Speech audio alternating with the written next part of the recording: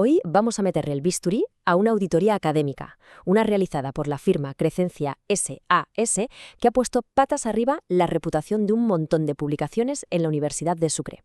A ver, a primera vista parece una investigación súper rigurosa, pero cuando uno se pone a rascar un poco, empiezan a aparecer grietas metodológicas muy serias. Así que la pregunta clave es, ¿estamos de verdad ante una falta de integridad o más bien ante un error de interpretación técnica de manual? Vamos a desgranarlo. El origen de toda esta polémica se resume en una cifra tan redonda como alarmante: 100%. La auditoría llegó a marcar artículos con un porcentaje de similitud con estructuras de inteligencia artificial de hasta el 100%. Claro, una acusación así en el mundo académico es una bomba, y como era de esperar, hizo saltar todas las alarmas. Para entender qué ha fallado aquí, vamos a desmontar la lógica de esta auditoría, atacando 3 mitos en los que se apoya. Primero, esa idea de que las máquinas son infalibles detectando la IA. Segundo, el mito de que similitud es igual a plagio. Y tercero, que las famosas listas negras de revistas son la ley. Y con todo eso, llegaremos a un veredicto. Empezamos por la base, por el pilar que sostiene todo el informe. Esa fe ciega en que un software puede decirnos sin margen de error si un texto lo ha escrito una inteligencia artificial. Vamos a empezar por lo que dicen los que saben. Esta cita lo deja bastante claro. Estas herramientas de detección no dan pruebas definitivas. Son una ayuda, sí, pero sus resultados, no son para nada concluyentes. Y si a eso le sumamos los humanizadores de texto, que están diseñados precisamente para engañarlos, pues apaga y vámonos. Y aquí se ve el problema a las claras. Hay una disparidad tremenda. Fijaos, un estudio muestra cómo, con el mismo texto, los resultados cambian radicalmente. Turnitin, que es de los más usados, apenas acierta un 30%. Un 30%. Mientras que otros, como Originality AI, se acercan al 100%. Esto no es un estándar fiable, es casi una lotería. Pero el dato que de verdad tumba todo el argumento es este: 26%.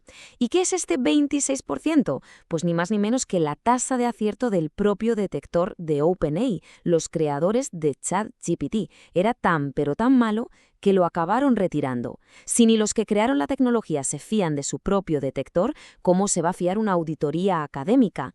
Y claro, la otra cara de la moneda es todavía peor. Si aciertas solo un 26%, eso significa que tienes un 74% de falsos positivos. O sea que casi 3 de cada 4 veces que el programa analizaba un texto escrito por una persona, lo acusaba, sin pruebas, de ser obra de una IA. El daño que esto puede hacer a la carrera de un investigador es incalculable. ¿Y por qué se equivocan tanto? Pues muy fácil, porque confunden la escritura formal y estructurada con la escritura de un robot. El lenguaje técnico, las frases típicas del mundo académico o incluso textos de gente que no es nativa y usa construcciones más estándar, todo eso puede hacer saltar las alarmas del software. Confiar a ciegas en un porcentaje así es sencillamente un error de base. Pasamos al segundo gran mito. Este es uno muy peligroso y que, por desgracia, está por todas partes. La idea de que un porcentaje de similitud alto significa automáticamente que ha habido plagio. La auditoría ponía sobre la mesa casos con un 99% de similitud.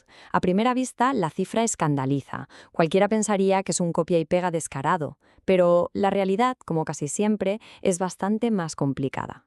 Así que aquí va la pregunta del millón. ¿Es posible que un trabajo académico tenga una coincidencia del 99% con otro texto y no solo no sea plagio, sino que sea perfectamente legal y correcto? Pues la respuesta, aunque sorprenda a muchos, es un sí rotundo. Pasa. Y pasa mucho, cuando el programa compara un artículo con bases de datos donde ya está subida su versión oficial publicada. Es que es de cajón. Claro que un artículo coincide consigo mismo. Es una prueba de que existe, no de que se ha hecho trampas. Y esto nos lleva al meollo de la cuestión. Una cosa es el índice de similitud, que es un dato técnico, un número en bruto. Ahí puede entrar de todo: citas bien puestas, la bibliografía, frases comunes o, como hemos visto, el propio artículo. Y otra cosa muy distinta es el plagio, que es una falta ética, implica intención de engañar. Saltar de lo primero a lo segundo sin un análisis humano cualificado es, precisamente, el gran fallo de esta auditoría. Y vamos con el tercer y último pilar defectuoso del informe: el uso de las famosas listas negras para decidir qué revistas son espurias o predatorias, como si fueran la palabra de Dios en esto de la calidad editorial. La auditoría se apoyó muchísimo en la conocida lista de Beale. Para quien no la conozca, fue una iniciativa personal de un bibliotecario para señalar editoriales que, según su criterio, tenían malas prácticas, como cobrar por publicar sin hacer una revisión por pares decente. Pero lo que la auditoría parece olvidar es la historia completa. Esa lista se cerró de forma abrupta en 2017, envuelta en muchísima polémica. Desde entonces, el mundo académico la ha criticado por todas partes, por ser subjetiva, por estar desactualizada y por tener ciertos sesgos, sobre todo contra editoriales de países en desarrollo. Y no es una crítica cualquiera. Una voz tan respetada como la de Phil Davis llegó a decir que la lista acusaba en falso a casi 1 de cada 5 editoriales, un 20%. Basar una auditoría que tiene consecuencias reales sobre personas reales en una herramienta tan poco fiable es, como poco, una imprudencia. Y aquí entramos en un tema legal que es clave. La normativa dice que lo que importa es cómo estaba la revista en el momento en que se publicó el artículo. Si en esa fecha la revista estaba reconocida, indexada en sistemas como Publindex o Scopus, el derecho del profesor a sus puntos salariales es un derecho adquirido. No se puede venir años después a cambiar las reglas del juego y anularlo con carácter retroactivo. Bueno, pues ya hemos desmontado los 3 pilares de la auditoría.